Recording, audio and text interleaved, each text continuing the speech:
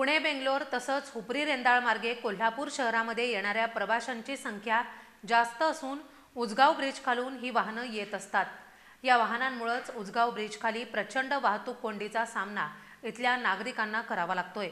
यासाठी शहर वाहतूक शाखेनं या मार्गावरून येणाऱ्या जड माल वाहतूक वाहनांना सकाळी 9 ते रात्री 9 पर्यंत बंदी घातली असून पर्यायी मार्ग वापरण्याचं आवाहन वाहतूक शाखेनं केलंय।